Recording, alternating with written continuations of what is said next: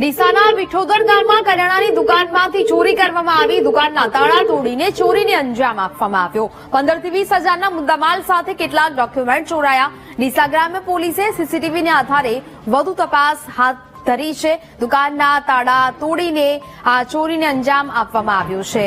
હાલ તો આ સમગ્ર મામલે પોલીસ તપાસ કરી રહી છે. ડીસા ગ્રામ્ય પોલીસે સીસીટીવીના આધારે તપાસ હાથ ધરી છે.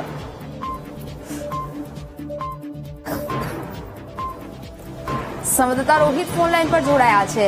રોહિત, ડીસાના વિઠોદર ગામમાં કરિયાણાની દુકાનમાં ચોરીને અંજામ આપવામાં આવ્યો, શું મામલો? જી નેહા, ચોક્કસથી વાત કરવામાં આવે તો ડીસા તાલુકાના વિઠોદર ગામે કરિયાણાની દુકાનમાં તસ્કરો ત્રાટક્યા હતા અને ચોરીની ઘટનાને અંજામ આપ્યો હતો. આ કરિયાણાની દુકાનમાં જે ચોરો હતા તે પ્રવેશ કરી અંદર પડેલ રોકડ રકમ સહિત ત્યાંના જે ડોક્યુમેન્ટ હતા તે પણ ચોરી કરી ગયા હતા. 15 થી 20 હજારના મુદ્દામાલની ચોરી કરી હતી. સમગ્ર ઘટના જે સીસીટીવી કરિયાણાની દુકાનમાં લગાવેલા હતા તેમાં આ જે ચોર છે તે ચોરી કરી રહ્યો છે તે અંદર કેદ થયો હતો.